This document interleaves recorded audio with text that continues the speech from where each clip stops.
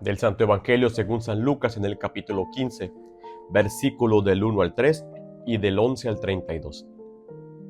En aquel tiempo se acercaban a Jesús los publicanos y los pecadores para escucharlo, por lo cual los fariseos y los escribas murmuraban entre sí: Este recibe a los pecadores y come con ellos. Jesús les dijo entonces esta parábola. Un hombre tenía 2 hijos. El menor de ellos le dijo a su padre: Padre, dame la parte de la herencia que me toca, y él le repartió los bienes.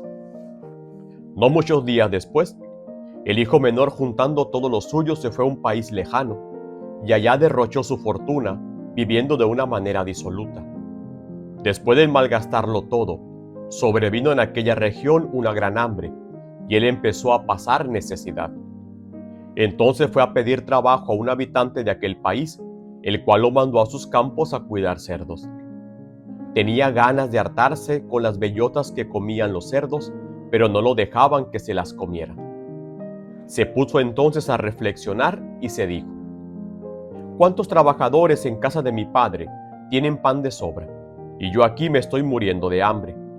Me levantaré, volveré a mi padre y le diré: Padre, he pecado contra el cielo y contra ti. Ya no merezco llamarme hijo tuyo.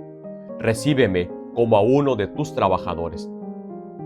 Enseguida se puso en camino hacia la casa de su padre. Estaba todavía lejos cuando su padre lo vio y se enterneció profundamente. Corrió hacia él y echándole los brazos al cuello lo cubrió de besos. El muchacho le dijo: Padre, he pecado contra el cielo y contra ti. Ya no merezco llamarme hijo tuyo. Pero el padre le dijo a sus criados: Pronto, traigan la túnica más rica y vístansela. Póngale un anillo en el dedo y sandalias en los pies. Traigan el becerro gordo y mátenlo. Comamos y hagamos una fiesta, porque este hijo mío estaba muerto y ha vuelto a la vida. Estaba perdido y lo hemos encontrado. Y empezó el banquete. El hijo mayor estaba en el campo, y al volver, cuando se acercó a la casa, oyó la música y los cantos. Entonces llamó a uno de los criados y le preguntó qué pasaba. Este le contestó: Tu hermano ha regresado, y tu padre mandó matar el becerro gordo por haberlo recobrado sano y salvo. El hermano mayor se enojó y no quería entrar. Salió entonces el padre y le rogó que entrara, pero él replicó: Hace tanto tiempo que te sirvo sin desobedecer jamás una orden tuya, y tú no me has dado nunca ni un cabrito para comérmelo con mis amigos. Pero eso sí, viene ese hijo tuyo que despilfarró tus bienes con malas mujeres, y tú mandas matar el becerro gordo. El padre repuso: Hijo, tú siempre estás conmigo y todo lo mío es tuyo. Pero era necesario hacer fiesta y regocijarnos, porque este hermano tuyo estaba muerto y ha vuelto a la vida. Estaba perdido y lo hemos encontrado. Palabra del Señor. Nos encontramos en el 4º domingo del tiempo de Cuaresma, domingo llamado Letare o de la alegría, porque la Pascua ya está cerca. Y escuchamos un evangelio extenso, pero así como extenso, hermoso. La parábola del hijo pródigo o del padre bueno. Los invito para esta reflexión a observar lo que sucede con el hijo menor. El hijo menor llevaba una vida bastante buena, podía hacer fiestas cuando quería, banqueteaba o comía seguramente bastante bien, pero en un momento decide pedir todo lo suyo y alejarse del padre. Él quiere llevar su fiesta a otra parte, lejos de toda autoridad, lejos de toda vigilancia o de toda tutela del padre. Quiere seguirse divirtiendo tal cual, pero en otro lugar. Una vez que se encuentra instalado, empieza a vaciarse poco a poco. Primero se acaba el dinero, después acaba con su dignidad y termina completamente vacío. Se da cuenta que ese camino que ha elegido lejos del Padre solo lleva a la destrucción y a la muerte. A ese resultado llega. Y textualmente el Evangelio nos va a decir que se pone a reflexionar, se pone a pensar, o sea, entra dentro de sí y ahí observa la vida que ha elegido.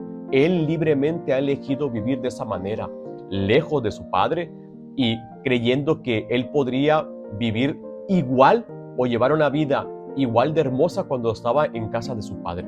Así lo pensaba.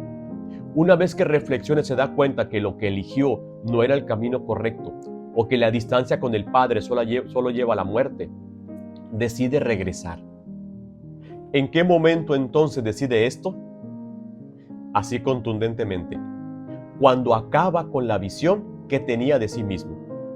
Él tenía una visión de sí mismo, quizás de que podía hacer las cosas, de que no necesitaba a nadie más, de que libremente podía alcanzarlo todo, y se da cuenta que no. O sea, hasta que destruye la visión que tiene de divertirse, la visión que tiene como persona, la visión que tiene de la distancia, la visión que tiene de la ausencia del Padre, hasta entonces decide regresar.